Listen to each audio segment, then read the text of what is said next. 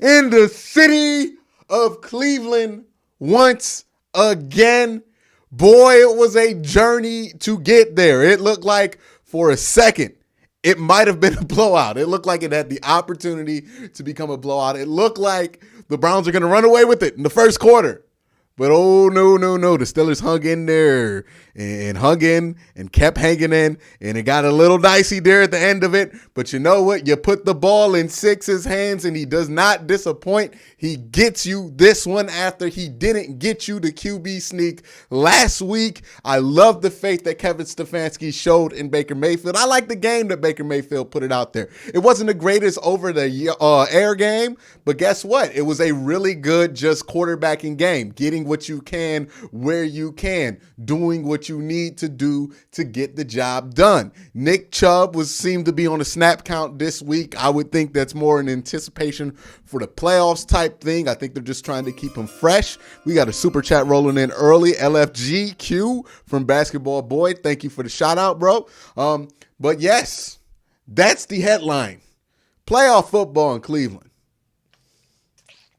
And guess what? Who else other than the Steelers in Pittsburgh will this game be at? And you know what? That might intimidate some people, but I hope that encourages and excites this Browns team that embarrassed themselves in Pittsburgh the last time they were there to embarrass Pittsburgh the next time they are there. That's what needs to happen. That's what the Browns need to do, and that's how they're going to be able to take care of business. But that's next week.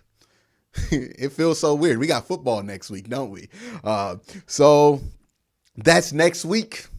We'll talk about next week during this week. But for the first time in a long time, the Cleveland Browns are in the playoffs. Celebrate it. Enjoy it. This is awesome.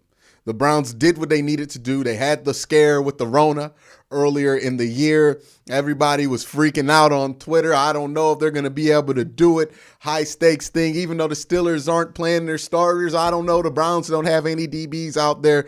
They got it together. They got it done. Hopefully they'll have more DBs available for this game that they play on Sunday or Saturday, because that does need to be fixed. They were able to get beat deep downfield, but who knows? Maybe Ben might not attack it. You never know in football. It's a game of matchups, and we'll see how they match up next week. But the Browns defense, they did what they could out there. I'm not going to be too tough on them. I would love to see more pressure on the defensive line. I felt like the linebackers had themselves one of their best performances of the season this year. Jacob Phillips in particular, awesome game by Jacob Phillips. Terrific game by Jacob Phillips. Was where he needed to be, made some big plays. Oh, man, I liked what I saw out of Jacob Phillips today. Adrian Claiborne had himself a good game. Olivier Vernon did until he got hurt. I hope he's going to be able to play next week. We don't need more people out on that defense. We got a 69 super chat from my boy. Says Browns are confirmed. Ryan Wells. All right, shout out to you. Thank you for that, my brother. But it is awesome to be in that playoff mindset, to be in that playoff zone, and to be talking about playoff football for the first time in a long time here in Cleveland. Let's talk about the offensive side of the ball here. The Browns on the offensive side of the ball, I felt like we're up and down. They had some drives where they were moving it well. They had some drives where they weren't. Most of those drives were when Kareem Hunt was the main running back. And I saw a lot of people freaking out on Twitter about this, but one of the things the Browns do consistently when it comes to running the ball is they give Kareem Hunt a drive, they give Nick Chubb a drive. So I know people are like, why is Nick Chubb not out there? A lot of the times, unless it's an extended drive, it's going to be one or the other running backs until the fourth quarter. Then they use them both in rapid fire. So I'm not worried about any of that. The offensive line, I felt like they're trying to get their chemistry back together. I felt like they were really good in the run game. They were a little bit shaky here and there in the passing game. Jedrick Wills did not have a great first game back, but maybe he gets some of those out. He's going to be going against the same guy next week, so maybe he learned some things. Let's see. Another $5 super chat from Max Al Dojo says, thanks for getting us through the past few seasons. To this point, Cleveland Browns are in the playoffs. Browns fans over the world celebrating. Shout out, man. Thank you. Another $5 super chat. Happy to get the W. Worried about the secondary, though. Well, the secondary is not going to be as depleted next week. Who knows? You might even get Greedy Williams back. We don't know what the situation is going to be with the secondary next week. We don't know what the Steelers wide receiver situation is going to be next week. We just got to play these things by ear. And that's just what you got to do when you're out there kind of shorthanded. And it is as uncertain of a situation as it has been today. But offensively, I felt like Nick Chubb had himself a really good game. Another super chat from OHIO. Let's enjoy the moment. Browns playoff football. Baker Mayfield had a great game. I think he played the game he needed to. Offensive lines getting it together. I think this team, and also remember, guys, the game was close today, but remember, they only had one practice coming into this game. They were losing a ton of players during the week. You know, this isn't a team that was able to get as prepared as they would like to get prepared. But they still came out and they took care of business and did what they needed to do. That's important, one. And two, hopefully next week they're able to practice, right? I think this team will look a lot more crisp, a lot more better if they're able to practice. The offensive line will be a lot more able to hold up if they can get some practice. And again, guys, we play the Pittsburgh Steelers next week. It is pretty much confirmed. The Dolphins did not get in. The Dolphins, I think they do get in unless Indy loses. I don't know what the situation is below us, but I know the highest we can get is the 6th seed, and the lowest we can get now is the 6th seed. Since the Dolphins did not win, that would not push us to the 7th seed. We are not playing the Bills. We are playing the Pittsburgh Steelers next week. So that's the situation. That's what's going on next week. Max Nilicano, who says, shout out to Donovan Peoples-Jones for walking off the field after that massive hit. He said he was okay on Twitter, by the way. Donovan Peoples-Jones said he was okay on Twitter. So all indications are that he just got banged up a little bit. Maybe he's in concussion protocol. Maybe he's not. But he indicated on Twitter that he is okay. Tyler Scott with the $5 super chat. Browns just love giving fans heart attacks. But a win is a win. Hey, it's never going to be easy here, right? I don't know why you think it's going to be easy. And again, some people are excited the Browns make the playoffs. I'm in that camp. There are some people who are down on the Browns because it didn't look pretty. What's this one? Okay. But you have to remember, one, it's a division game. The Steelers did not beat the Ravens backups all like that. They didn't beat them last year. And they didn't beat them. Well, they barely beat them this year. But then they ended up winning the game against Indianapolis. You know what I mean? So we take that as far as you want to, but don't make that dominate how you think this team's going to perform. Rex Fortune, $5 super chat. Maybe we'll be like OSU, close against Northwestern, blowing out Clemson. I can dream. Here we go, Brownies. Here we go. It's possible. It's possible. And guess what, guys? I know a lot of you guys in here are Ohio State fans. It's wild. Ohio State and the Browns playing a playoff game in the same week. Can you believe it? What a week. People are going to be exhausted by the end of it. Giants Nation with the $2 super chat says 2021 blessing the Browns and the Giants in the playoffs. Did the Giants get in? Is that a thing? I wonder if the Giants got in. Okay. I didn't know the Giants got in. They were like 6-10, 7-9. Hey, congratulations to the Giants. I don't know what that Sunday night football game is then. But that's the situation.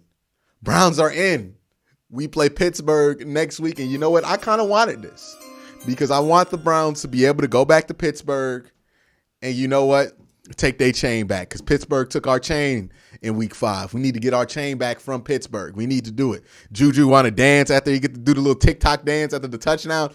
Okay, let's see what he's doing next week. I want to see what he's doing next week. I want to see if he's going to be dancing next week. But that's the situation with the Browns. Browns are in the playoffs. I'm excited. I know you guys are excited. A lot to talk about, a lot to break down. I know a lot of you guys want to get in here and get your thoughts heard. Lewis Kilwin, who says, love watching you. I love it every time. Going to start showing support every time. Going to start showing support to my loyal fans this year. Thank you, Lewis.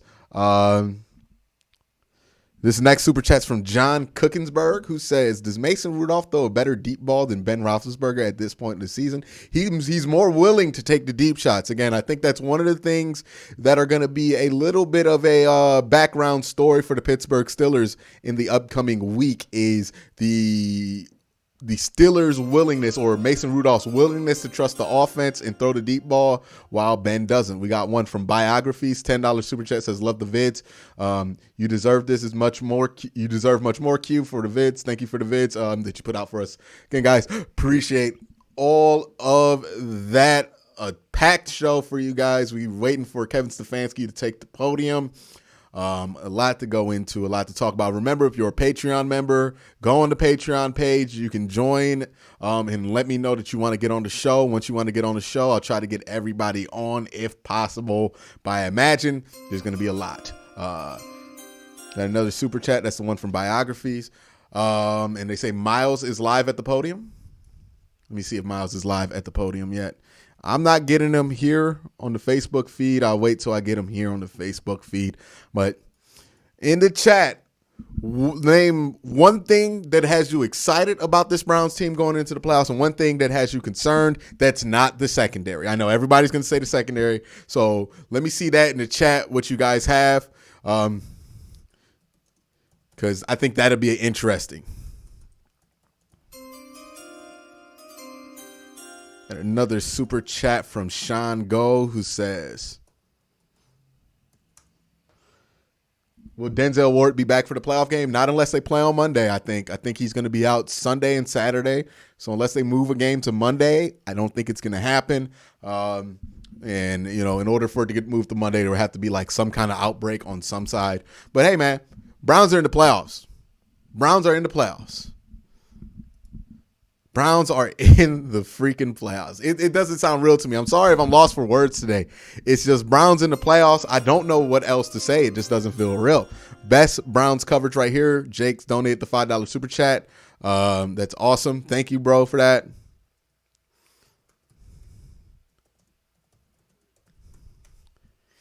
But defensively, there are definitely some things they need to fix. The deep ball was just there way too often. I don't know if Big Ben's going to throw the deep ball as much. It's been kind of the tension between the Steelers' offensive coordinator, Randy Finkner, and Ben Roethlisberger, that Ben doesn't trust Randy to take those deep shots. Mason went in there, trusted the deep shots, and he got them. I wonder if that's going to be a storyline coming up this week in Pittsburgh about that. Or I wonder if that's going to become a thing if Ben has a slow start to start the game. William Coltrane sends $5 through Super Chat, says Baker and the OV injury. So the Olivier Vernon injury is something that concerns you, but Baker is something that excites you. All right, I think we got Myles Garrett live right here. We're going to jump to him. You've been trying to do, all along. And so now we're Yes, just trying sir. to make it, something that is year to year. We're trying to make a tradition. And what did you think when you saw him run to get that first down that cemented the win? He's tough. I never had a doubt in my mind that he was going to fight for every yard and get that first down. So, when it was in his hands, I was sure we were going to be all right. Thanks. That's a franchise quarterback. Scott, the next question will go to Jake Trotter. Yeah, Miles, it looked like you had a moment with Mason kind of near their tunnel at the end of the game. Did you go over there to talk to him? And then is there anything you want to share about Got a couple of super chats I want to get to real quick before this next question, before he answers it. Bearded Joey Hookham says, feels great to be back in the playoffs. $2 super chat. Thank you for that. Benata says, $5 super chat. Worried about Vernon's injury. Definitely have to hear what the status is. I heard it was an ankle on the television broadcast, but I don't know if that's all that it is. Hopefully that's it. I just told him good game. Told him he played a hell of a game, and we'll see y'all in a week. He played great himself. He had 300 yards. A couple of touchdowns. He played very well, and he kept them in it to the very end. So I just wanted to show some little praise that he did so well in this game, and he was able to make some big plays for them. Question will go to Tony Thrella. Hey, Miles, you mentioned that you're going to be getting some guys back, but what does it say about a defense that's missing 5 key players to really hold them at bay, certainly in the first half and, throughout the game? I know they're missing some guys, but the same can be said for us, and I'm proud of how we responded, especially the first half. We really jumped on them. I think we held them to three field goals that first half, and that's what we have to do. We have to negate them to either hold them to either 3 yards or 3. Got another super chat from my guy Eddie Hooper. Says, as Cardiac Kids long timer, I knew it would be a fight to the finish. Thanks for all you do, Quincy. Thank you, man. 3 points or none. We gotta make it difficult for everything they get. And so if we can do that, we can give our offense a chance and allow them to get on the field and hopefully put up more than what they're doing. We'll take one more question from Miles. Goes to Steve Dorsey. Miles, you guys are in the playoffs now, and what is it about the Browns that makes you a playoff team? What are the good points of the Browns that might lead your fan base to believe that you have a shot in the playoffs? He said, what does it mean to play and have a shot for the playoffs for the fans? I'm going to let him answer that in 1 second. Craig Cundiff, let's go with the $50 super chat. Thank you, bro. A little bit of everything, $5 super chat. This man putting on this super chat so fast. Go Browns. I'm trying to do my best to keep up. A shot any given Sunday. So, once you make it to the playoffs, that means you're among the best of the best. And that means you do at least something on every phase of the ball. So, we just got to come and watch and see if we can do it. I'm not here to try and convince. I'll do that with my play, and we're going to do the same when we get the chance. All right. Thank you very much for your time today. All right, Miles, get healthy, get rested. We need all of you next week in this game, big game against the Steelers. Playoff game. No more this is like a playoff game anymore. I know we've hit that one a couple times this season. This is like a playoff game. This is close to a playoff game. The playoffs technically started early for the Cleveland Browns. No. This is a playoff game, and make no misdeeds about it. The Steelers are going to go into this game feeling good. The Browns are going to go into this game knowing that they're in, knowing that they have to play better to win. This question comes from Wendell Stewart, who says, love the content, Q, but I'm satisfied with the team. I know more would be better, but what would you forecast as our offensive moves or our offseason moves? DBs, D-line. That's all we need. DBs, D-line, and then re-sign Wyatt Teller. We'll worry about the offseason when the offseason comes, because the offseason is not this week. We got extra football, bonus ball, January football. I know we excited. January playoff football. I know a lot of people were down on the team, didn't think they'd be able to do it, thought it'd be same old Browns versus Pittsburgh, but no. They found a way to get through it. They found a way to win the game, and hopefully they find a way to make a run, because if this team can play better offensively, get that defense together, there's nothing stopping this team from being a team that can make a run. Mercedes Jones says... Hey, Quincy, just wanted to say I love your vids, and I'm ready to do a cartwheel. Do your cartwheel as long as you can do it. Ultimate Sports TV with another super chat says, we are back, Q. Last time we were in the playoffs, I wasn't even thought of. Wow, I feel old. Never felt this way. This is incredible. Just wow. We got a couple other super chats in. You a true fan. Thanks, bro. Go Browns. A little bit of everything. Nick Lopez with another super chat. Baker is the franchise QB. Led us to the playoffs. Over 3,500 passing yards, 26 touchdowns, only 8 interceptions. Second year in Stefanski's offense will be even better. I agree with that. No more of this relitigating. And by the way, I gotta cut a promo on Rob Ninkovich, right? He always pops up to say something stupid about Baker Mayfield. He hasn't been on for about 8 weeks because Baker's been cooking the last 8 weeks. Shout out Luke Pritchard. Do you see Jarvis being clutch in the playoffs? Absolutely. He seems like that kind of guy. So does Rashard Higgins. But Rob Ninkovich on ESPN, biggest idiot they have there by far. He goes on there, right? Baker, he hasn't been on ESPN for 8 weeks because Baker's been tearing it up because he's the main Baker, the guy who doesn't like Baker or whatever. He was a bum on the Patriots. Apparently he played special teams. So he thinks he's a big deal. Rob Ninkovich is who I'm talking about, by the way. Don't confuse that with anybody else. So Rob Ninkovich on ESPN, after Baker had a quote unquote bad game, he almost had 300 yards with no wide receivers. And he goes out there and says the Browns need to think about moving on from Baker Mayfield. Could you imagine? 8 weeks straight, the man does everything you need to see out of a franchise quarterback. Has one game against the Jets where he doesn't have wide receivers. Oh, man. Browns got to think about moving on. Could you imagine if that idiot were in charge of a football team? We got another super chat. Yeah, we got another super chat from A Little Bit of Everything. Thoughts on playing the Steelers in the playoff? Love it. Love it. I love that it's in Pittsburgh. I love that it's against the Steelers. I love that they played us hard with their backups, so they're going to think they could just run us with their starters. I don't think that's going to be the case. Look, Browns get another chance. Beat them in Pittsburgh. They blew the first opportunity. Let's see what they do with the second opportunity. Let's see what this game means more to. We'll see. Rex and the Browns have played in a couple of real tight playoff type games this season, so they're kind of experiencing that. Another one comes from Rex Fortune, who says pizza, seafood, chicken, or barbecue for playoff dinner. Got to be a combination of seafood and barbecue.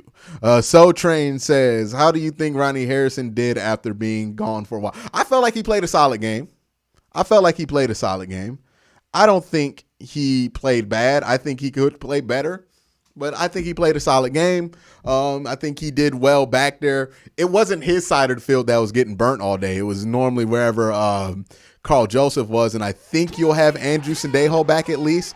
We got a $50 bomb from Dylan Bennett, who says, I kind of prefer not blowing out the Steelers. Let them underestimate us until then. I am fudging fantastic. Thank you for censoring yourself there.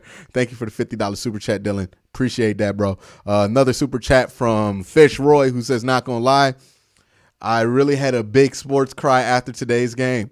Hey, man, it's been a long time since this team has given you hope, has given you the kind of hope that this team gives you right now. This is not the Kelly Holcomb team. This is not a team you'd be surprised that they competed in the playoffs. This is a team that if they get past this first week, get through all the 10-day quarantines and everything they got to deal with after week 1 in the playoffs, who knows?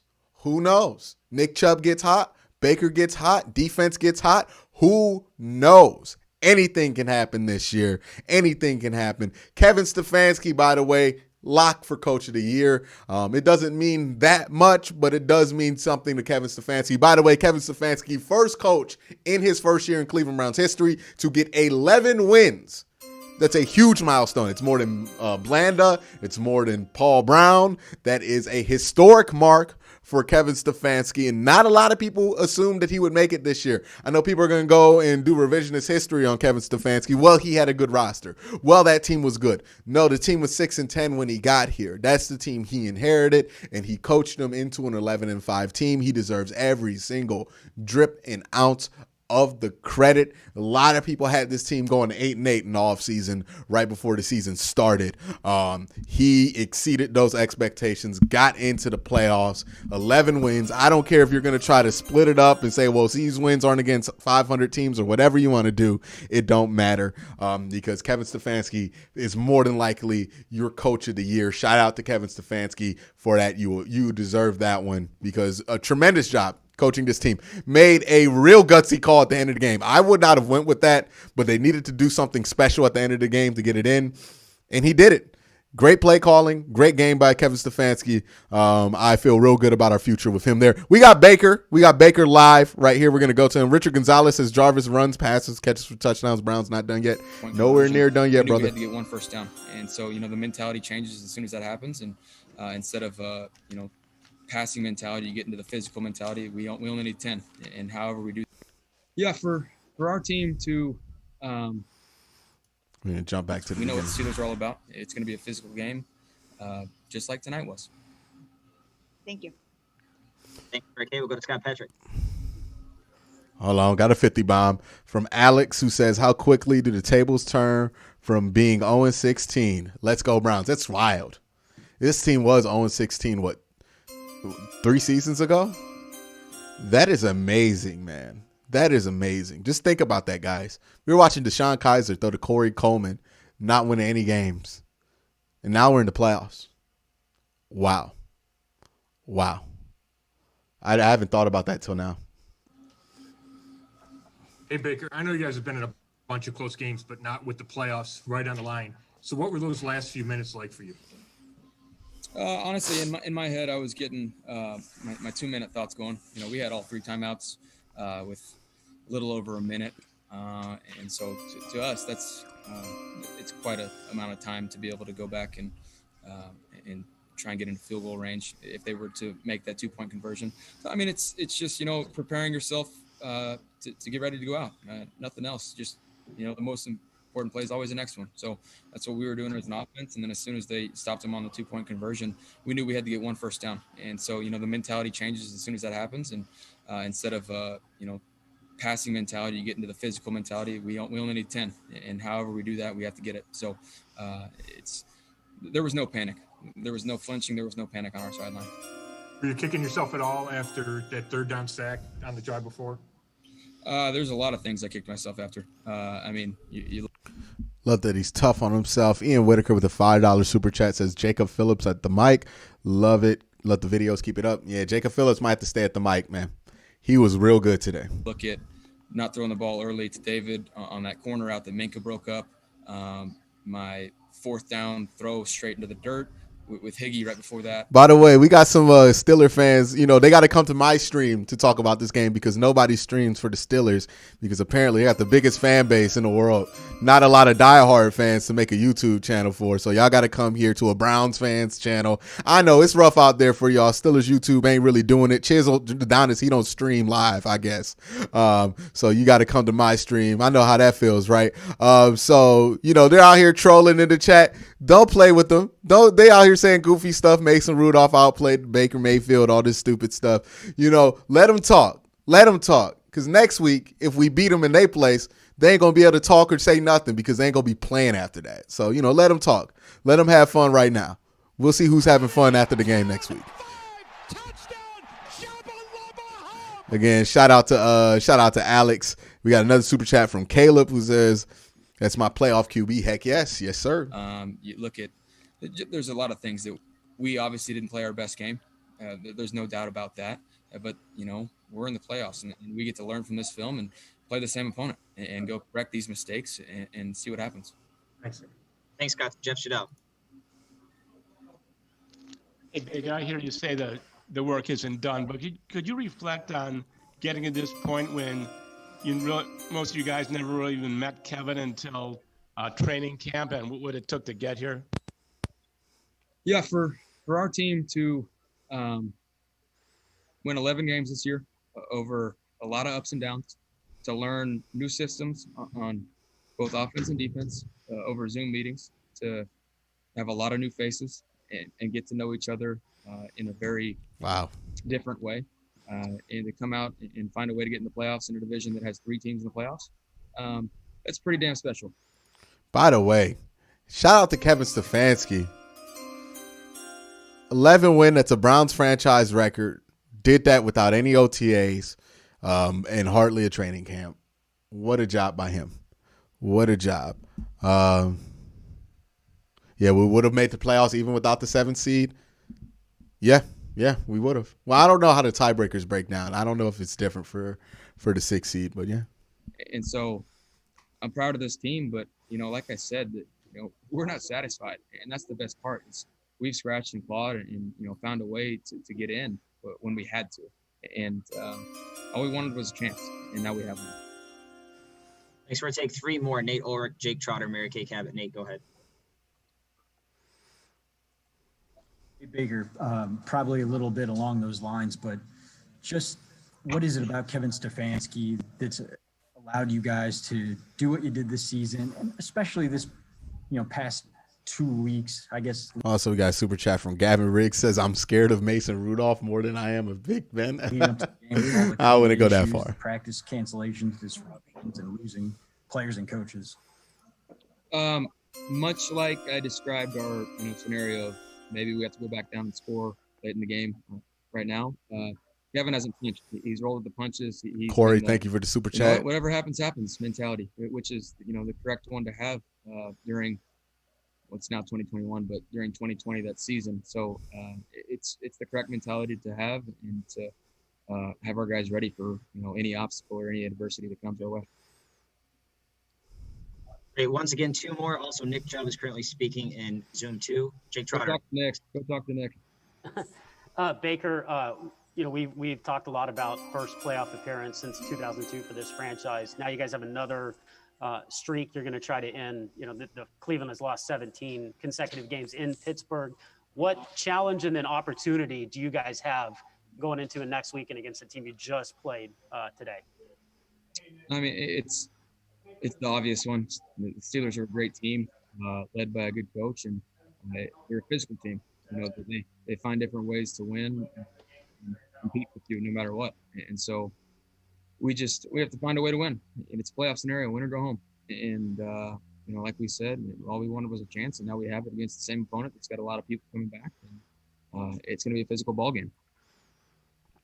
Thank you, Jake. Final question for Baker goes to Mary Kay Cabot. Baker, the first time many of us or most of us met you, you stood up there at the combine and said, "If there's anybody that can turn this team around, it's me." And it was such a confident, bold statement. How does it feel to be able to to kind of back that up and get to this point right now? Well, first, I'd say I've had a ton of help along the way. Like I said, there's been a lot of turnover. There's very few players that are here that have endured the not so great times. Which is why we mentioned guys like Joel and like you said, Miles didn't win a game his rookie year, but there's a turning point, and all it takes is you have to weather the storm. You have to be able to take those punches. Definitely. I have a good buddy. He's the same one I've brought up before that played at St. Ed's.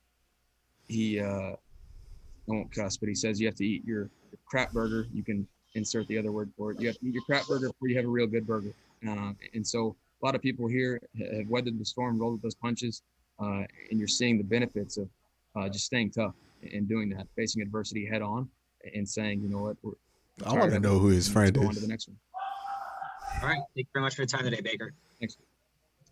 All right, that's your starting quarterback. That's your franchise quarterback, Baker Mayfield, out here after sealing the game. I didn't know Pittsburgh let Baker look so athletic out there. He was just running all day on them whenever he wanted it. They might want to run a spy next week against Baker Mayfield. Let's go to Joe Bitonio. See what he has to say. He looks burly. Oh my God, the boy looked burly. Kevin gave you a chance to speak, and I was just wondering kind of what your message was to the team. Yeah, it was just I appreciate everybody in the room, all the work that they put in, from the top down, just working to change the culture here. He's been on the team forever, too. And a culture of not, being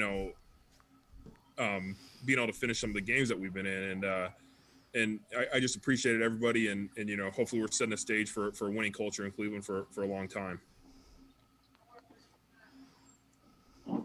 Thanks for that, Nate. The next one will go to Jeff Shadell. Little bit of everything. Thoughts on Browns versus Chiefs? Well, we got to talk about that if we get there. A little bit of everything. Thank you for the super chat, bro. Between the culture from before and what you guys are establishing now. The difference between the cultures, you said? Yes, the difference between the cultures. Yeah. Honestly, I've talked about this a few times in some press conferences, but just a top-down structure. Everybody's pulling in the same direction. Coach Stefanski does a good job of, taking it one day at a time, 1 week at a time, playing for each other.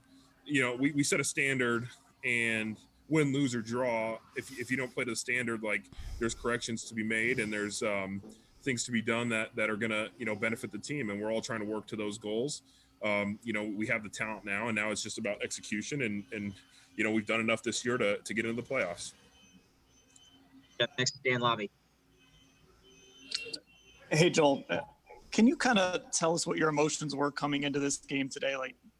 Did you kind of feel it when you came in? I think you kind of played it cool with us on Friday, I think, but was it emotional heading into this game? Yeah, it was a big game. We knew we had to handle our business, win and get in. But we had a good focus about ourselves. Like in the two practices that we got to go into the state, into the building this week, I thought we had good practices. I thought there was a focus about us. But like for me, it felt like a normal game. Obviously there was more on the line than a normal Week 17 game for us. But we were focused and ready to go. There was a little bit of emotion. Some excitement out there. You wanted to, play your best, but no, it felt pretty normal. A normal game. It was obviously a big one, but we were just trying to focus and execute the best we could. All right. Thank you. Joe Thanks, Dan. We'll go to Bitonio Daryl Ryder don't do next. no grooming. He does no Hey, grooming. Joel, what was the roller coaster of emotions like when Pittsburgh scored and went for two? All right, guess that one cut out. Don't know why. All right, well, that one cut out. Doesn't change anything. Browns still won. Hold on, wait. New audio device detected. Don't switch that. All right, I'm sorry. I'm dealing with computer issues right here. Oh, man. So let's go a little bit more in depth here. I'm going to talk about special teams first. All right. You know what I'm about to say. I hope Donovan Peoples-Jones is okay. I really do. I hope he is good. I hope he is fine. I hope he feels much, much better. But my dude, if you don't make some more, just less risky decisions with the football on punt returns, like, you got to make these less risky decisions. You got to not be charging at punts. Like, stop trying to make the play. I've said this multiple times with Donovan Peoples-Jones. I don't know if it's ever going to get through, but he's got to not try to do everything on those punt returns, because eventually it's going to come back and bite him. So that's my only note on special teams. I felt like Cody Parkey was fine. Wasn't asked to do much. Can't really do too much with him. But he was fine. He was serviceable in his role there. Defensively, let's talk about some of the issues that were there on defense, some of the things I saw that were encouraging on defense. I do believe you will get Malcolm Smith back. If you got Malcolm Smith, I deserve all the super chats. Love the effort that you put in the production. Thank you again. A little bit of the everything. Shout out to you, man. You the super chatter right now. But let's go with the defense. If you get Malcolm Smith back with the defense playing like they did today, at least on the linebacking side, I think you're actually going to be pretty good in your front seven. Olivier Verning not being there is going to hurt, but that's why you have Adrian Claiborne and Porter Gustin, some nice depth there. Hopefully Miles is going to be back to 100% by then. He can go full go. And hopefully he has a special game there. If Miles is special, then it's not really going to matter who's on the other side there. Now with the secondary, look, Denzel's probably not going to be back, but they're also not going to have Joe Hayden.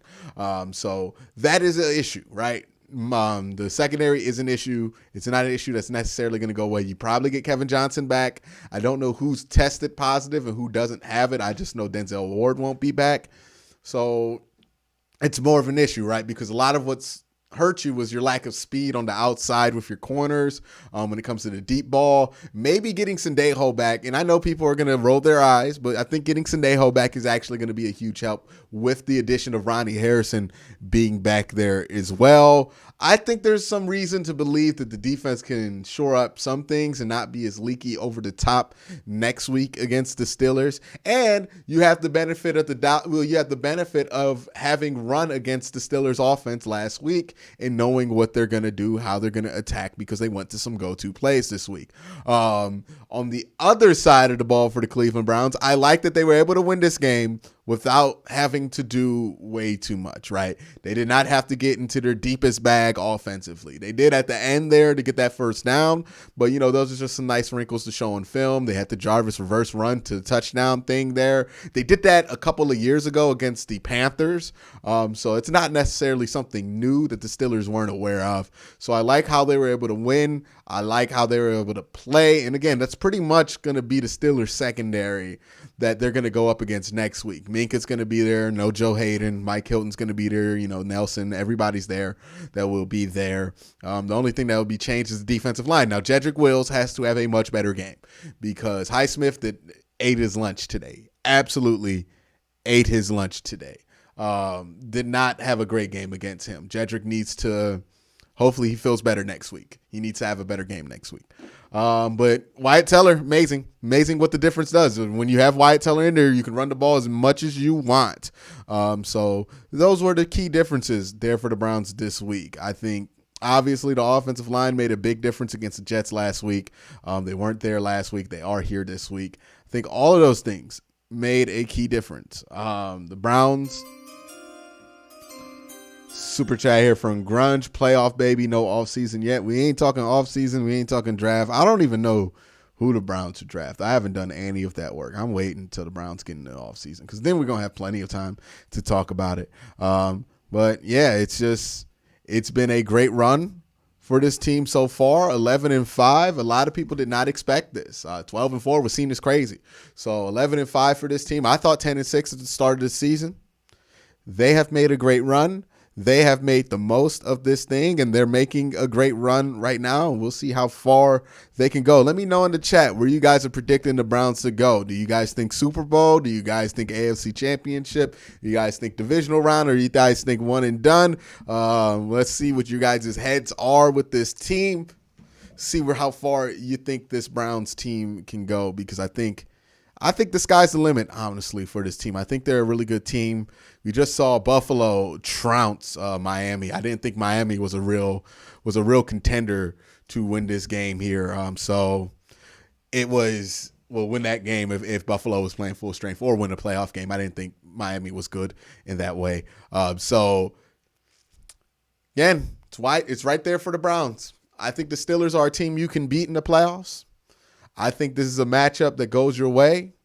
I think this team can do some things. And just before we even get to the nitty-gritty of winning, who's in, who's not in, all three AFC North teams are in. AFC North talk's still going to be running as normal.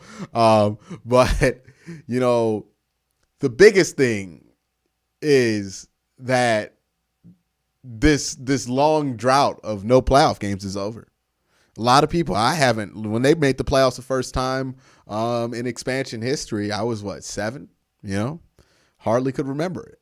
So this is just going to be a big game for everybody. It stinks that it's at Pittsburgh, but it also, maybe next year you get things together. Baker in the second year with Kevin Stefanski, you get the home playoff game next year, but this year you don't.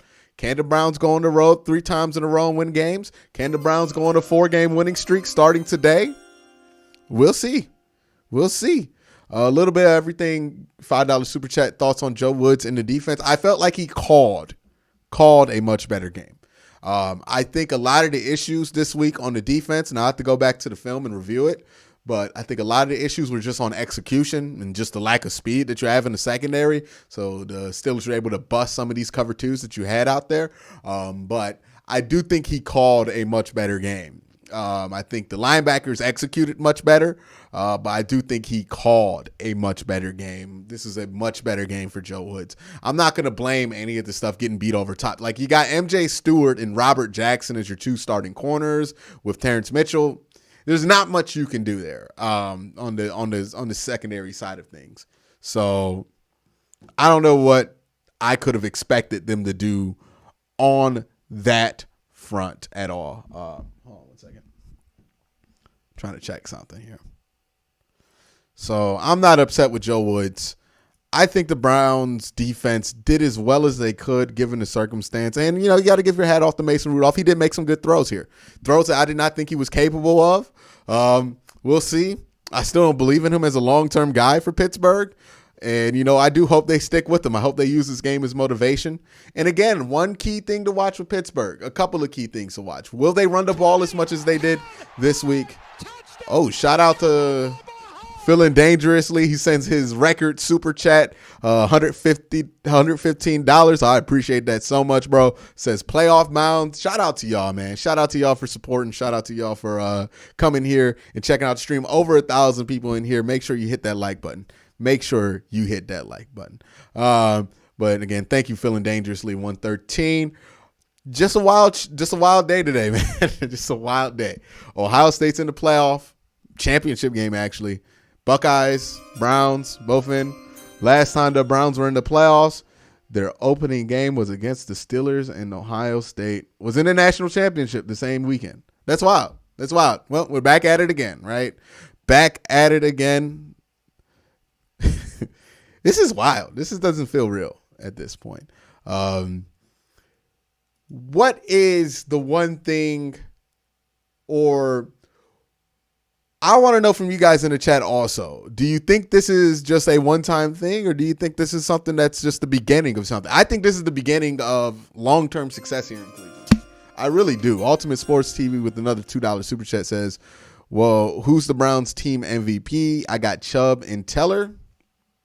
I would say Because Baker played so well down the stretch to really get you to this point. Like, I don't think you're here if Baker's not your starting quarterback. I do think you can get close to here if you don't have either Chubb or Teller, but I think without Baker, you don't get in. I think there's a couple of games where you just don't play as well without Baker. So I would say Baker's the MVP.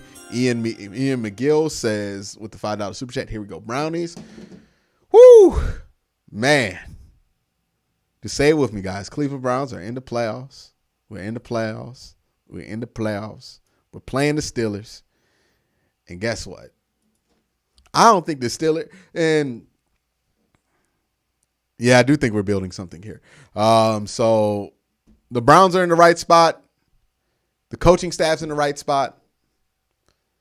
I'm just excited to see where the future goes for this team. I'm hoping that Kevin Stefanski gets on live. That's what I'm waiting for. Michael Matique with the $5 super chat says Denzel Ward will play Sunday outside the 10-game window. So if the Browns play Sunday, that's outside the 10-game window. I don't know if they have announced these things yet. I don't know what it is. Please don't get confused by the thumbnail also for next week's live stream, because it's going to look really similar to this week's live stream. I don't know how I'm going to differentiate that one, but that's a problem for later on in the week. But all in all, I think the Browns play well. I think they're on to something. I think they're going to be able to get hot at the right time. Baker running is a tool I'd use early next week. Oh, I noticed that, Aggie. By the way, thank you for the super chat. Also, King Dead, thank you for the other super chat with the $6 super chat. I noticed that they did an RPO play in the end zone, and the weak side of that RPO was wide open. So that's something, if you're the Cleveland Browns, I would remember. That's on tape. And Baker can run it a little bit better than Ryan Finley. But shout out to Kevin Stefanski. Did any of us think this was going to happen? 11-5? 11-5 in his first year? Sky's the limit. John Jarrett says, sky's the limit. We got Ward. We get Ward back, and the defense comes together for the playoffs. Our game travels, and all the games will be in weather. Super Bowl, Super Browns, baby. Great work. Love the content. Great work, Q. Thank you, man. Thank you. Thank you for the super chat. It's wild how this Browns team has weathered so many storms this year. Let's just count them. You know what I mean? How many storms has this team had to weather? How much bad luck did they get during this season? And normally when you go 11-5, everything's perfect for the team, right? Like when the Browns went 10-6 that one year, everything was perfect for that team. Everything just went right for them. This year, everything has not went right. You lose all of your OTAs because of this situation. Once you get to training camp, you have multiple outbreaks during training camp. You don't get any preseason game, and you start the season at M&T Bank Stadium against the Ravens, who absolutely drub you. Absolutely drub you. That would have been enough to derail the season under a lesser coach. Did not derail the season with Kevin Stefanski. Then you get to the Oakland game. You're kind of limping. You lose that game. That could have been a consequential game if Oakland was a better team. You get to the bye week, and it's rough. You get to this Cincinnati game, and you barely win. It's looking real rough for you. Miles just hits the COVID list. Everybody starts getting this thing, and it just looks down. You don't have Denzel Ward for the Tennessee game. You don't seem like you're going to be healthy. And then, boom, you turn it on. You play some of your best football against Tennessee without Denzel Ward. You win that game. And then you win another game. And then you play Baltimore. Well, no, then you play Baltimore. You have that game. Pookie Brown out of nowhere, the double dookie play. You know, that is what it is. Hopefully we get a rematch. And then you get, what happened before the Jets game, which, again, season killer for lesser coaches, but not this one. You get a chance to bounce back due to luck. The Steelers won the right game. And all of a sudden now, you're looking, a playoff run in the face. Giant Man says, go Browns. Beat them again. Woof, woof. Love you, Quincy. Happy New Year. Happy New Year, man. 2021 feels like a vibe. Let's go, Quincy. I'm so hyped right now. Tyler Bain says that through Super Chat. Shout out to you. $5 super chat from Dog24. Love your videos and your insight. Keep it up. Go Browns. Appreciate all of that. But think about everything this team has been through. I didn't even go through the injuries, right? Nick Chubb went down for 4 games. Wyatt Teller missed 6 games this season. Jim Halpert with the $2 super chat. Greedy tweeted tonight that he might come back next week. Stop playing. Stop playing. We get Greedy Williams back. That solves a lot of problems. E-Rock 2020 says with the super chat, Sachi, somewhere smiling. Nah, really? He's with the Wizards? Yeah, they stink. Well, they don't stink that much this year. But, yeah. Think about what this team went through just to get to this point. Nick Chubb went out with the injury. Wyatt Teller went out with the injury twice. Austin Hooper popped his appendix. Like, all kind of weird stuff happened this season. And this is the kind of stuff that we talk about when the Browns go 6-10. Oh, if this thing didn't go right, then this thing and this call doesn't go this way, we would have been 10-6. Well, now we're not living in the what if reality anymore. We went through all of those crap situations and we still came out of it 11-5, which tells me that if things go the right way next year, who knows how much this team can do just the regular season? Who knows what they can accomplish? This is just the beginning. Baker in year 2 of this system, I'd love to see it. I'd love to see it. €2 from my guy Fion, who says, are the 20s going into the decade? I think last year was going into the decade. Or the 20s going to be our decade? We'll see. We'll see. We'll see if the 20s, if this is our decade. But no doubt Kevin Stefanski, man. Hats off to him. I don't know anybody who's done a better job in their first year with as much adversity as they've had to have in their first year. Kevin Stefanski literally went through it all this season. Literally went through all the paces. I mean, that loss against the Jets last week, you could have came out here been deflated. This next super chat's from Corey Franken Preston, who says, freaking Preston, says Colin going to beat down so bad if we beat Pittsburgh and then beat the Bills. He's going to have to pack and go insane. Are you talking about Colin Dunlap or Colin Coward? Because Colin Coward don't like the Steelers either. No, Grant Delpit ain't coming. Okay, y'all trolling in chat now. Y'all trolling in the chat. I'm not about to listen to y'all no more. Greedy didn't tweet that. I promise you, Greedy didn't tweet that. All right, y'all messing. Stop messing with me in the chat, man. Y'all got me excited thinking Greedy Williams about to come back. He didn't say nothing. but nonetheless, man, hats off to Kevin Stefanski. The job he's done. Offensive line has been much improved. Everything about this team from a discipline standpoint and from a coaching standpoint has just been top tier. Has just been top tier. There's nothing else you can say about that. Oh, he did. Oh, hold on. Wait, hold on. Y'all got to look at this. Greedy Williams replying to somebody with a caption that says, at this point, at 4:04 p.m., so about an hour ago, I think playing is an option. Whoa. Hold on. We might get greedy. Stefanski changed the culture from a little bit of everything. Thank you for your commitment to us. Much appreciated. I love doing this, man. And the commitment when you love doing it.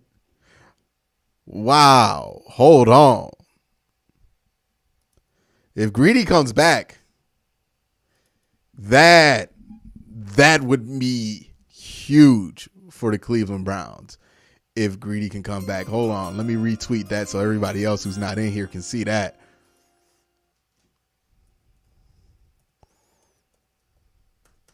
That would be huge.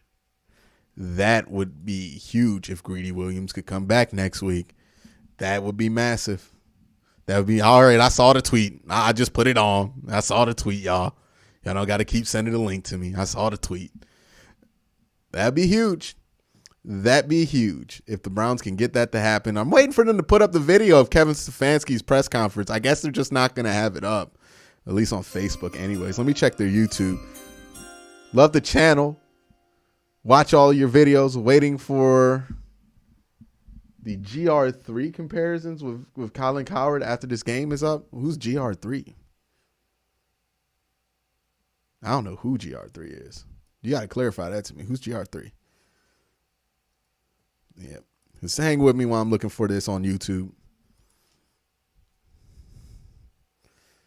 Maybe the Browns YouTube channel put it up there. But think about everything that Kevin Stefanski's been through this year to keep this team together, and think about how little went wrong last year and how awful that went off the rails last year. With and honestly, think about that. Michael Matique with the super chat says Denzel is coming back, and the game will be played Sunday outside the 10-game window. Is that official? Do we got a tweet that says that's official? I gotta know that's official before I get excited. Oh, you said RG3. I thought you said GR3. I was like, who's GR3? RG3? Oh my God. I remember that's the first video I did on my channel when he did that, where he compared Baker to RG3. That was so stupid. That was so dumb. Why would you even suggest that? All right, y'all got to send me the link if this is going to be for real if they play Sunday. Browns fan 512 says go Browns in the playoff. Dog check. Shout out. Thank you.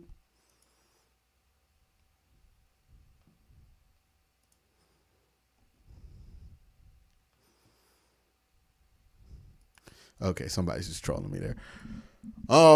But it's hard to even find words for it, man. Baker Mayfield, really everything he said he was going to be. Another super chat from my guy, Browns fan 512 says, let's go. Thank you. Yeah, they just got Jarvis. Oh, they got Jarvis's up. Okay, let's put Jarvis on.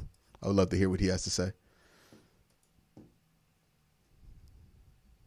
Wherever you go this holiday. Got an ad playing right now. Hold on, let me let that get through. But team's been through a lot. And you know somebody else who's been the heart and soul of this team? $5 super chat from GB. Thank you, bro. But you know who's been the heart and soul of this team as well? Unsung hero? It's my guy Jarvis Landry. So let's put him on the podium. Words, what it felt like to get that win today. Kind of put into words what it felt like to get that win today. It felt really good. You know, this is a special time, you know, for this organization, for these guys that, you know, come here and work day in and day out. But we got more to do. Yeah, you know, Kevin was saying the same thing. I mean, was that really his message to you guys after the game, that this is good, but the work isn't done yet? Yeah, that has been his message, and I hope that every guy in this building feels that way as well. You know, I wouldn't say today was our best style of football, so you know, I think we got some things to go back and look at, and we get another shot at this team again, and go from there. I mean, it's last one here for me, but I mean, are you excited that you guys get to play this team again next week in their building? I'm just excited to play football around this time of year. It doesn't matter who we play. Shout out to a little bit of everything. Says Happy New Year's. Thoughts on Wyatt Teller? I'll say that after this interview. Yeah, Jarvis, do you think, I mean, especially in the first half, you guys seemed a little lethargic or whatever. Do you think it was from the lack of practice time? I don't know. I mean, maybe that has something to do with it, you know. But, you know, I think a lot of the things that we did today were things that, you know, we've established as an offense and know what we can do, you know, as far as running the same type of different plays or whatever it is. But, you know, I just feel like the penalties, you know, the self-inflicted things, you know, all those things hurt drives, you know, and that's some of the things. Super chat from G6 guy who says it's great to be in the playoffs. I'm elated. Yes, I'm worried because the defense is a liability, but 11-5 is great. But there has to be a trophy for that. Oh, but there's okay. Yeah. That we tried to get away from, and we've gotten away from this season, and it's allowed us to be successful. And if you know, that's a shaky road, and we don't want to go down there. Seeing Baker win it with his legs, you know, there in the fourth quarter, was that kind of seeing him, you know, take it upon his own shoulders? You know what I mean? Yeah, absolutely. I mean, you know, I think he had 3 big first downs. You know, not even the game winner. You know, he had one big one on third down, 2 on third down, actually 4. So he had 4 runs today that actually moved the chains, and you know, that's what we need. You know, we need every guy that we can making plays when they have opportunities. You know, that's part of the greatness that he has in him. And what will you remember most from this day? The excitement, the nervousness, any moment that was special about this? The moment that was most special to me was just, you know, seeing the smile on J.C. Trutter's face, Miles Garrett, Joe Bitonio, you know, Jimmy, W, seeing that those smiles throughout these hard times that have been here in Cleveland. Thank you. Let's go to Acton. Dak, you want to get it on mute for me? Hey, Jarvis. Obviously it's excitement right now, but I just want to ask you about your appreciation for only the second time doing this. 7 years, everything you guys went through the last month, all season long. Just what is your appreciation for how hard it is to get here and to see it completed? Yeah, I mean, this is a tough sport. This is a tough business, and I think it's all in the details. It's all in the intent and focus. And I think for the most part, just for us, it's just never being satisfied, understanding that you can't be satisfied, and we're creating a standard here. And this is playoff football, and we're here. We have an opportunity to just keep on going forward, one game at a time. I think that's how we have to look at it. Thank you. Let's go back to Dan. Dan, you want to go ahead and unmute? Yeah, Jarvis, I just want to follow up on one thing you said about Joel and JC. I mean, could you sense in that locker room kind of what this moment meant to them? Yeah, I mean, we got Baker got the first down on that third down play, and I went up to JC, and I tried to celebrate with him a little bit, and he was like, let's just kneel the ball first, So I have tremendous respect for those guys, and the way that they work and the way that they come to work every day and the things that they've been through. So to see, us be able to kneel and those guys be on the field, part of that. Man, I can't wait to hear Jim Donovan's call on that when they upload that on the KYC channel. Thank you. Let's take a couple more. First of a couple more is going to be from Marla. You can mute for me. Hey, how y'all looking? Yeah, Jarvis, are you calling Odell as soon as you get home? Yeah, as soon as I make it to the car. And just are you somewhat bummed, there's only 12,000 people here, or do you feel like you still felt the joy, that comes with this? Kidding, these fans were, look, I'm sure if they could still be in the stadium right now and then they get kicked out the stadium, they'll still be in there, So we got some of the best fans in the league right now. And how would you compare this to the last time you went to the playoffs as far as, this has got to feel like a bigger accomplishment with COVID, right?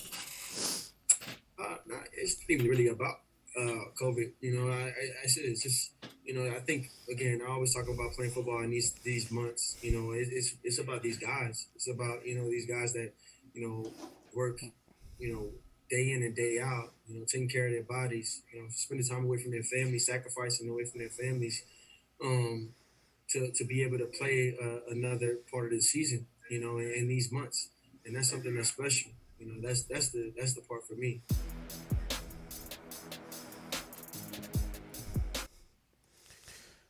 Oh man.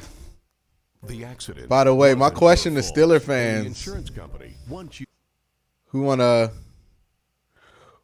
jump in here and try to troll after a loss, by the way, after you just led us into the playoffs. Okay. I mean, that's a weird time to troll, but I guess you're doing it. My question is to y'all, what y'all gonna do if y'all lose next week? Y'all gonna be in here trolling? Is that y'all win? Is that what y'all do? Y'all just like to troll? Like, y'all don't care if y'all win or lose? Y'all just like trolling? I guess. Don't forget, a couple weeks ago, you did lose to Cincinnati. You know what I mean? The Browns lost to the Jets the other week, but we had the Rona that helped that one out. Y'all lost to the Cincinnati Bengals kind of just like on your own volition. So let's not get too hype about what you feel like the Steelers are going to do next week. Play the game. Let the game play out. We'll see. All right, I'm going to try to get to a call-in right here.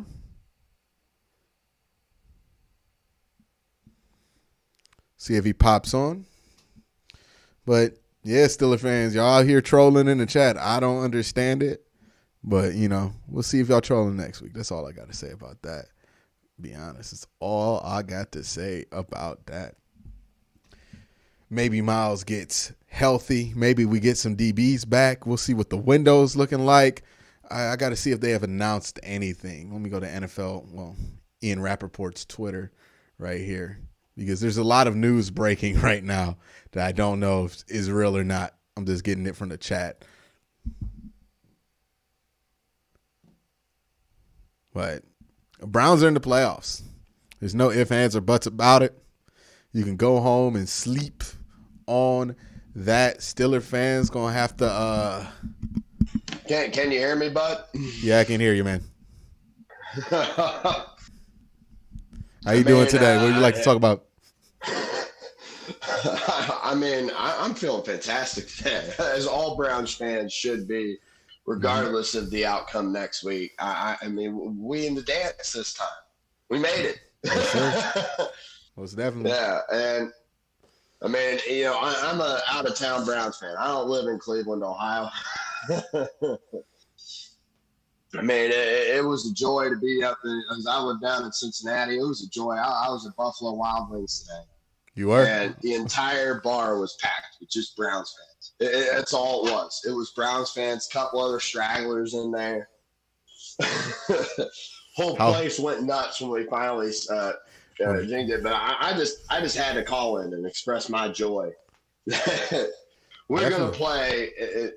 I mean, I don't know what our chances are next week. You know what? We beat the team. You know, sure, it wasn't Roethlisberger under center. Sure, T.J. Watt wasn't in there. You know what? We're in a better situation health-wise than we were when we last played them. Mm-hmm. I don't see why not. What do you think? I mean, it's definitely possible. You get the game. Look, the Browns didn't really get the run game going as consistently as I would have liked to. I think they looked a little rusty from not having a lot of practice this week on the offensive side of the ball. So if they can get more ball control there and leave Pittsburgh in more desperate situations. Also, you know, who knows who's going to be healthy for that game on the defensive side of the ball. That can be a big deal there. How is the play calling philosophy going to differ when it's Mason Rudolph versus Big Ben? Because, yes, Mason Rudolph, the one thing he can do is throw those deep balls. He did that very well. Chase Claypool was outrunning our DBs, but it's been shown that Big Ben just doesn't like to do that. He doesn't trust that in the Randy Fichtner offense. Also, they're not going to be able to run the ball, and I felt like them being able to run the ball a little bit was helpful for them. I don't know if they're going to take these lessons and build on them, or if Big Ben's going to say, hey, I drew it up against Indy, and we're going to do the same thing next week. I don't know what that's going to be like. It's going to be interesting to see.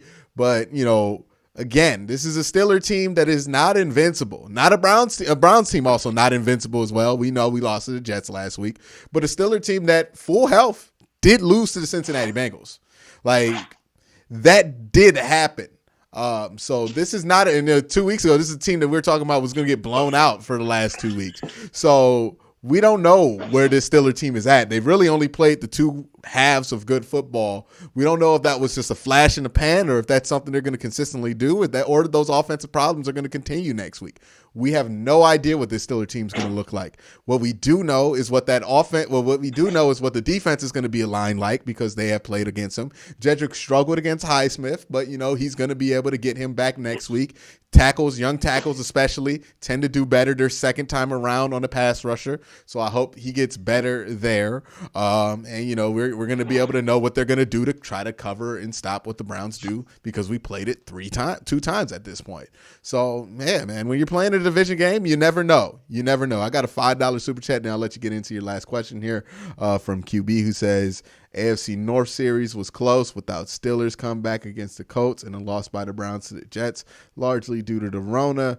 Today would have been a division title game. Yeah, it would have. But, we got in, and that's all that matters. And next week, we get to play for the real division title, right? Steelers win a division title, go 1-0. Are they going to really be bragging about it all season? No, sir. You win that game next week, they ain't going to be talking. They ain't going to be much to talk about if you win that game next week. But what else you have to say, my man? The one thing is, you're saying that you might think that Ben Roethlisberger might not be a whole net positive for the Steelers, especially on those deep balls. I don't know if it's just me seeing that for years and years and years, just him hitting those deep bombs all the time. But I just don't buy that. You think Mason Rudolph is better throwing the deep ball today than Roethlisberger is? I don't think it's about if he's better or more capable. I don't think that's the case. I think it's Mason Rudolph is willing. One of the threads going into this Steelers season is that Randy Fichtner, the Steelers offensive coordinator and Big Ben just have not seen eye to eye on this offense. So one of the things that goes when you don't see eye to eye with an offense is that you're not willing to trust the stuff downfield as much. So you're not willing to take it as much. And that's definitely been the case with Big Ben, where he just doesn't trust down the field a lot. So he just takes the short stuff. It's why he has one of the shortest yards per attempt this season. It's because he's in that conflict with the offensive coordinator. Now, they could have settled things out, and maybe this game is going to give him more confidence in it. But that's the question. Is this going to be Randy Fichtner going to Big Ben? Because that's also been a thing. I don't know how much you followed the Steelers, but Big Ben saying that he's calling his own plays versus Randy Fichtner saying that he's supposed to run the plays that I call has been a storyline all year for the Steelers. So it's going to be a case of Randy Fichtner saying, hey, look, we put up a lot of points against this defense last week. This is what we need to do. And Big Ben saying, hey, I put up a lot of points against Indy, doing it my way. This is what we need to do. Maybe that reignites this conflict that the offense seemed to have that was holding them back for the last few weeks. You never know with Big Ben where the issues are going to be, especially with his offensive coordinators. I think this is something that could potentially add fuel to the fire when you can have success with the Mason Rudolph. It's not like Ben's ever been the guy who sees somebody else have success and goes, oh, well, maybe I'm wrong. That's never been Ben's personality, good or bad. That's never been how he is. So I think that can play into it. That can definitely have a factor. And we know that the Steelers locker room, there's a lot more going on there than what we realize. I mean, I know people probably forgot about it, but they had two guys fight today on their sideline. I don't think that locker room. Who fought? Yeah, it was fighting out there. It was their two nose tackles. They got into a fight on the sideline. So there's some underlying issues with that team there. There's some cracks underneath the surface. And, if you put pressure on them, you put them in a close game. I know they don't think they're going to be in a close game next week because their backups played well against us this week. So they're probably going to come in a little overconfident. You put pressure on them, you get them to start to freak out a little bit, you get them tense. I think you can really get them in the position you need to. And if you get past Pittsburgh, then, we'll see what happens after that. You get past Pittsburgh, we're in the divisional round. All we got is one game to the AFC Championship. And at that point, I'm like, you know what? This is any team's game. Let's just do it at this point. So, yep. Well, I appreciate you taking my call in, man. I love what you do. Thank you, man. Y'all take it easy. And, big win for the Browns. Everybody just appreciate what you got today. And let's be fans next week. Let's bring them home. We'll see what happens. Yeah, let's flood the Heinz Field. If they only let 5,000, let's try to get 2,000 of those seats, Browns fans. Let's flood it. Let's do what they always do to us. Let's flood them. All right, man. Thank you for coming on. No problem. Anytime. Definitely, man. So interesting stuff here. We got another call in. I'm going to go to my guy in Hall. I keep mispronouncing his name, so hopefully he can clear that up with me. I'm calling him right now, the next call in on the show. But Steelers fans are really trolling after a loss. $5 super chat before we get to him from my guy Dave May. He says, Q, I'm relieved as a Browns fan, but for lots of the games and key moments, the secondary made Mason Rudolph look like a downright hero. Let's get healthy. Yes, sir. That's definitely the case. All right, man. Can you hear me? Yep. What's up, man? How you doing? Hey, how do I pronounce your name, by the way? I think I've been mispronouncing it. Arundel. It's a weird one. Arundel? Okay. So like Ronald Dahl at the end, but okay. So what's up, man? What do you want to talk about? Okay, so I got two passing notes and then an actual question. For one, Stefanski's thing is on YouTube now. I know you were asking about that earlier. And two, awesome. All the Steelers fans saying oh, we're going to be back with our starters. The Browns had 4 starters on defense and one went down today. We'll have some back too, it's not just a one-way road there. Yep, definitely. Got a super chat from a little bit of the everything night, bro. You the man. He must have been spent, man. If he going to bed at 5, that game must have tired him out. All right, but what else did you want to get into, man? My main concern today was Jedrick Wills. I haven't got to watch the tape. I'm sure you haven't either, but it seemed like he was kind of getting blown up by backups today, and that's kind of concerning. Did you notice anything there, or was that just me?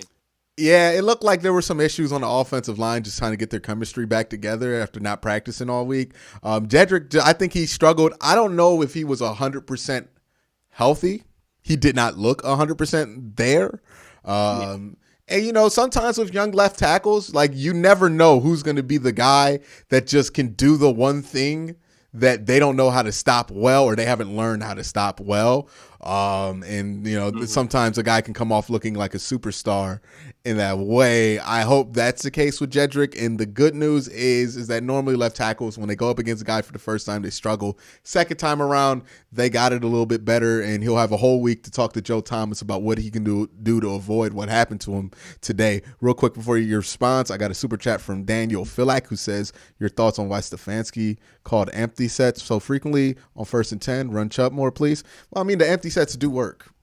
They do move the ball, and Baker does do a good job in that. But what were your thoughts on what I said, man? That makes sense. And to add on to it, like the tight ends were kind of having a hard time blocking today, so that wasn't helping him either. Like it wasn't all his fault. I was just like a little concerned. So I think you're right with having Joe Thomas to help you for a week. That's not going to hurt anything. Yeah, it's going to be all in for the Browns this week. Anything else you want to talk about, my man? Nah, man, I won't take too much of your time. Thanks for letting me on. No problem, man. Thank you for coming on. Brother. Yeah, so hopefully those issues with Jedrick, they get fixed. I can't wait to look at it on film and see if these are just like communication things or was he just getting beat? Was he just getting bullied on there? Because he normally doesn't get bullied. Jedrick's real strong. Excuse me 1 second. Thought I had to burp. But Jedrick's normally really strong. I don't know what happened to him today. I hope that's not a regular thing. But a lot to go into. I think he said Kevin Stefanski's is up on YouTube now. I'm going to check that out, see if it's true. Yes, it is. We got Kevin Stefanski up here. We're going to go to his press conference, then Nick Chubb, and then we're going to go to the final thoughts. $972. So a lot to get into. $28 a month. Okay, on the injury front, Donovan Peoples-Jones has a concussion, and OV, we're going to. Okay, on the injury front, Donovan Peoples-Jones has a concussion, and OV, we're going to get an MRI on his ankle. I'm really proud of that football team. I'm proud of the finish.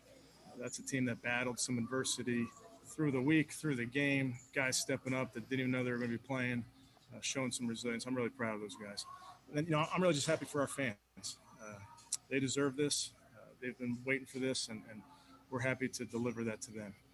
And with a lot of work left to be done, but I do want to make note of that. Also want to make note, gave a game ball out to Jimmy Haslam in there. Dee and Jimmy and the entire family just have been so supportive of this group and anything we needed in such a unique season. Oh, man. Is that the Trib, a Raven fan in here? Welcome to the playoff Browns. Happy for Baker. Talented team. Got to get healthy. We waiting on y'all. Let Ben choke chant coming soon. Big trust. All right, yeah, we trying to see y'all in the AFC Championship. Hopefully, we get that rematch from Monday Night Football at the bank. Hopefully. All right, let's go back to Kevin. They've been right there. And then really organizationally, just think about all the people that have wanted this and have wanted to taste this. I'm really proud to be a part of this for them. People that have been with that organization for a long time, and they deserve this. So I'm happy for them. So we achieved what we set out to do today. Win and you're in, we're in. But there's work left to be done. The goal was never just to make the playoffs. So that's the message to the guys, and they understand that. And I know we're going to be playing this team again next week. And, we have a ton of respect for them, their coaches, their players. It's a first-class group that we're going to have a great week to get ready to play. And with that, I'll take any questions. Thank you, Coach. The first question goes to Mary Kay Cabot. Yeah, Coach, I was just asking about how, Baker closed it out. Did an edit in there? What was that? There and just, how much this meant to him and how much he wanted this, especially after a difficult week last week. He wanted this one. I can promise you that. I mean, just how he was already onto this game on that airplane. Just in talking to him, I could see that determination. He works very, very hard at his craft, which I appreciate. I thought he did a great job running around, making plays with his feet today. And that play at the end, just put the ball in his hands and said, go get this thing. And it was well blocked. I think Kareem maybe was at the point of attack there. By the way, the coach gives the ball to Baker Mayfield at the end of the game to seal it, saying pretty much, hey, you're who I trust the most, go make the play. And people legitimately think that, like, oh, yeah, if Baker would have lost, Kevin Stefanski would have moved on from – just come on, y'all. As well, and to go get it, I think, was pretty cool. And that 28-yard scramble on, previously, I mean, that was just another huge play by him. Yeah, I mean, it's great as a play caller when you call really bad plays and he makes a play. I mean, that's outstanding. So when teams play man coverage versus a mobile quarterback, sometimes the defenders have their back to the QB and a big play can happen like that. Thank you. Okay, Jeff Shadell has our next question. Hey, Kevin, you kind of talked about it in your opening, but could you reflect on getting to this point when you never even saw your team until the start of training camp? What a journey this was. Somebody asked, Daniel Philack asks, what are my 3 keys for success next week? Hopefully Denzel Ward, hopefully Greedy Williams, and hopefully some better secondary play. That's the key. It's not over, though, Jeff. We got work left to do. I like this football team. I like how this football team works. I like how this football team responds when their back's up against the wall. So we'll just keep grinding on this thing, and we'll wait for the reflection for much later. Thank you, Jeff. Our next question goes to Scott. Hey, Kevin, how tough was it not having 3 of your coaches and 6 of your players for today? Oh, first of all, I'm disappointed for anybody who can't be out here. I want all those guys to make sure that they're feeling better. That's our whole goal here is to keep everybody safe, and I feel for anybody who's away from this operation due to that. So that's really where I'm thinking first and foremost. I thought people again stepped up, players stepped up, coaches stepped up, and were able to get a win today. Thanks. Thanks, Scott. Next, we'll go to Nate Ulrich. Oh God, we're gonna go with the ad here. What's this fake Madden that they got in here? It somehow looks worse than actual Madden. $5 super chat from CE who says, with Miles not being able to go every down and OV going down today, how do you see our D-line responding next week? Miles going to have to be off that snap count next week. That just is what it is. Hey, Kevin, can you just kind of sum up what you saw from the run game today with Wyatt Teller back and just, how Nick Chubb was able to kind of get going a little bit today for you guys and how vital that was? Yeah, the guys battled, Nate. Nick had that one early where he was running so hard and was really not going to be denied. And I just thought that the guys were leaning on him. That's a really good football team. They have good football players. I understand that they rested some guys, but they have a bunch of good players. So we knew it was going to be tough sledding at times, so we had to fight and scratch and claw, and I think the guys did that. Early on, it just seemed like Nick Chubb looked like a guy who really wanted to have everything put on his shoulders and help carry you guys in the playoffs. Did you see that from him? Did you get that sense from him today? I mean, I got that sense on that long run.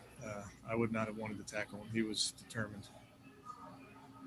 I think the next question goes to Tony Grossi. Kevin, I just want to ask about the 4th down gamble with 3:37 to go, 4th and 7 from the 35. Did you consider any other option there? Yeah, I mean, we lost how many yards on the play previously? Would likely have kicked it had we not lost the yardage. But then I just felt like we had a play in that window that we had not used. It was really the top play in that window. Felt good about it. So that's really all it was. Yeah, Higgins got to catch that, though. Thanks, Tony. Jake Trotter. It was there. He got to catch it. Yeah, Kevin, I know you were talking about how you guys are not done. You still have work to do going into the playoffs. But could you just reflect? I mean, you saw how happy these fans were. I mean, they're taking selfies even now as we speak in the stadium. Just what a moment this is for them, given how long it's been since the team was in the playoffs. Yeah, Jake, I mean, I'm very happy for Northeast Ohio, for Browns fans all over the world. They're not far from our minds when we're playing this thing. So the 12,000 strong, they got to see it live. And know there are many people around the country and the world watching, and we feel their support. So happy for them. And again, we're in the dance, but we feel like we got a lot of work to do this week, and we want to keep this thing going. What does it say about your team? You're able to overcome everything that happened this week, shutting down the building 4 times in 8 days, missing several key players and coaches, just to be able to manage that and come out and win a game that you had to have. Yeah, Jake, it's that resilience piece, which we've been talking about forever. And we don't just talk about it. I think the guys embody it. So to have a bunch of guys step up, I'm really proud of those guys, and they've done it all year. They really have. So you had guys coming off of injury. Whew. You had guys up and active for the first time maybe all year, and that's what it's going to take this season. You got to have the next man up mentality, and we're trying to live it. Fred. Yeah, Coach, congratulations first. I was going to ask the same thing about the satisfaction overcoming the last 8 days, but now as you prep, you really have no time to reflect.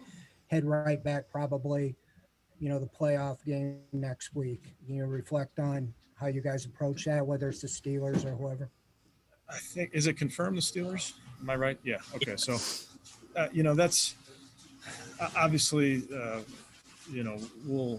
it's not like you can Xerox a game plan. You got to go back in and see what you called, see what worked, see what didn't work, who's available to you, and they'll do the same. It's going to be quite the challenge.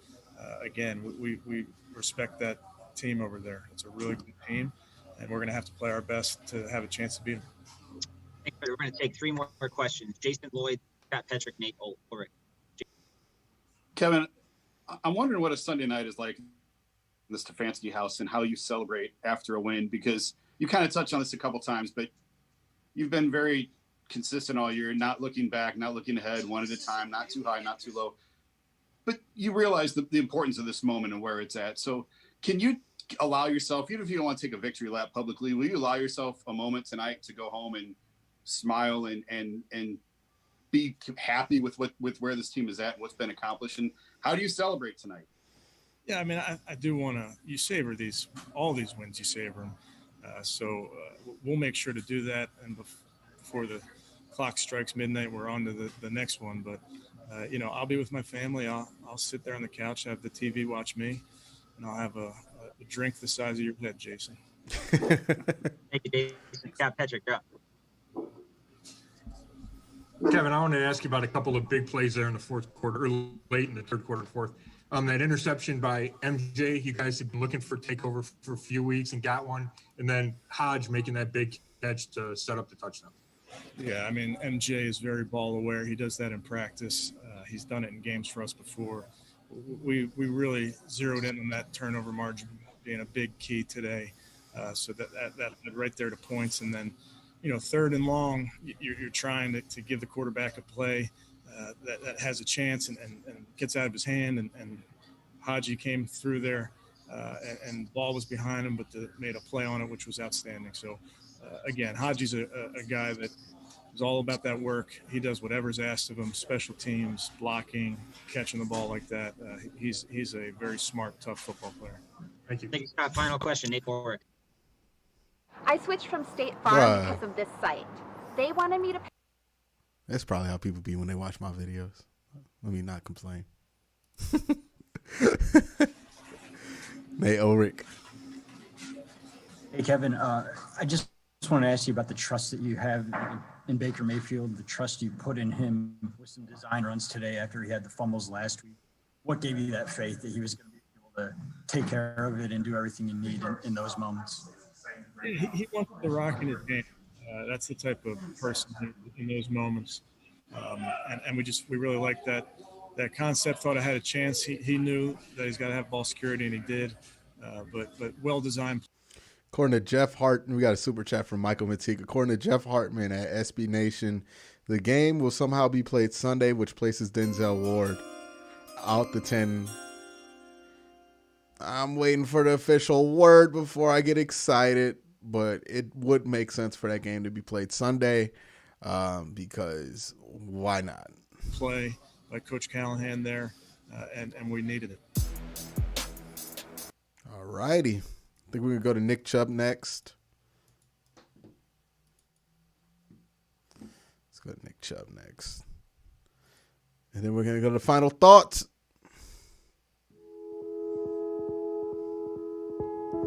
Some of y'all saying ad block. What in the world? What does that make any sense for me to have ad block? Why would I do that? Congratulations. Just how Can't be doing that to my fellow coworkers, not giving them the ad revenue that they need. badly did you want this? It looked like you did Premium the now. run that you were I probably should get YouTube Premium. That's a. I ain't got no excuse for that one though. determined you were going to get this done today. Soul Train with the $5 super chat before I get to Nick Chubb. I think people forget Baker played through a significant rib pain in the first Steeler game. He was not his normal self. He was not. But hey, let Steeler fans think what they think, because that'll make, if the Browns win this one at Heinz Field, that'll make their little shock faces if they get them even sweeter. So let them think they're going to roll us. Let Steeler fans talk as much as they want. Let them think they're going to walk into Heinz Field and just roll the Browns. Please. Let them. Just like Clemson fans thought they were going to roll the Buckeyes, right? And that was sweet. Let them think they're just going to roll the Browns. We'll see. Sorry, I missed. On your first big long run, it looked like you showed your determination of how much you wanted this. Was that true? Just how fired up were you? Yeah, it was true. I was determined to get an end zone, but the whole team, we all played determined today. So we did whatever it took to win, and we came out with the win. What was that celebration like? Everyone has sort of said there's a little bit of "we're not done yet" feeling. Was that the case? I mean, yeah, I don't get it. Yeah, I mean, I agree with that. I mean, our goal was just to make the playoffs. It was to go further. And that's what we're planning to do. And what do you think happened there in the second half? You guys seemed to catch fire just like you did last week. Pull together. I mean, whatever it takes. That was our mindset. Whatever it takes to win the game. Thank you. All right, let's mute. Hey, Nick. Baker just told us that Joel talked to you guys after the game. Can you kind of tell us a little bit about what he said and what he was like after the game, considering kind of all he's been through? I mean, he was excited. He's been around a long time. Haven't had much success as he's wanted to, but things have changed, and he's a part of the changing culture. He was here since the beginning, and we all play hard for him, and we're all happy for him. Did you kind of sense that in this game from some of those guys that have been around? Did you guys kind of want to do it for them? Oh, 100%. You hit 1,000 yards on that first touchdown run. Considering you missed 4 games and most of a fifth, what does it kind of mean to get to 1,000? Yeah, it's definitely a special moment for me, but I can't take all the credit for this. The O-line does a tremendous job blocking them for open. It's a team stack for me to get 1,000 yards. So I thank everyone. Thank you. All right, let's go to Fred. Fred, go ahead and unmute, please. Hey, Nick, congratulations, first off. I apologize if you already answered this. When you talk about that 61-yard, you had in the first drive and the touchdown, how that kind of got it going? We came out hot, came out ready to play, and it showed on the first drive.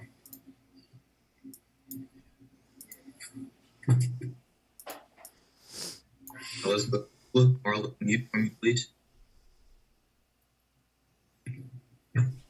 Yeah, Nick, just how hard has this last 8 days been with all this COVID thing, and you haven't practiced very much? Just, was that the biggest challenge you faced all year? Who is typing in the background? Yeah, it was tough, but this whole year it's been, nothing that's been certain. So we've been changing schedule, the whole year, always something different. So if I feel like we're used to it now, we just kind of adjust and adapt. Who would you say kind of led you through all that? Was it Coach Stefanski? Was he the one that sort of kept you all calm? Yeah, he did a great job keeping us calm. We also have great leaders on this team that did the same thing. Thank you. All right. These last two from Borshak, Tony Grossi. Steve, you can put it on mute. Hey, Nick, you're in the playoffs. Now that you are, what do you like about the Browns as a playoff team? What would give the fans confidence that you can win a playoff game? This team plays hard. No matter who we're playing, we're always right there in the game. Just got to find a way to win. And I think with all the preparation we put into it, it's going to be good. We'll have a good shot at anything. All right, we're going to make this our last question from Tony Grossi. Tony, you can go ahead and unmute. I just wanted to get your comment about playing the Pittsburgh Steelers again next week in Heinz. We're ready for whoever we're playing. We got to go in this week and have a great week of practice and work out. Whenever we play, whoever we play, they All right, man. That's Nick Chubb. That's everybody who did an interview today. We got all those post games up. Big week, man. Big week. They came out with it. A lot of adversity, much like the whole season. A lot of adversity that Kevin Stefanski has had to deal with, and I think he'll be rewarded with a Coach of the Year honor. But Kevin dealt with adversity. Baker dealt with adversity. This team dealt with adversity. Now they're in, and now they have to play better football to win next week. That's definitely a possibility. We're back. Pittsburgh, again, it's deja vu part 2. They took our chain at Heinz Field. It's time to get that boy back. We're going to get this chain back from Heinz Field because we ain't going to let 38-7 be how we went out in Heinz Field. No sirree. So we got to get that one back, and we're on a mission to get to the AFC Championship, to get to the Super Bowl, to make a real run this season. But that's it. That's my thoughts. Be on the lookout for my post-game video up tomorrow. It's going to have my edited thoughts, more, condensed and together. But for now, I want everybody to enjoy the playoffs. We got a $5 super chat real quick. $5 super chat from Chris B, who says, can we use cap space to get new recorders? Nah, man, we got to lock up Wyatt Teller. I have to deal with the questions. We got to lock up Wyatt Teller and everybody else. But that's it. 18 long years of a drought is over. The Browns are back in the playoffs and back in the running for a Super Bowl championship. But this time, it ain't Kelly Holcomb. We got a franchise quarterback. And that might make the world of a difference there. But that's it for this week's live post-game show. There will be one next week. And ain't that a great sight to see? But for everybody else, have a great day.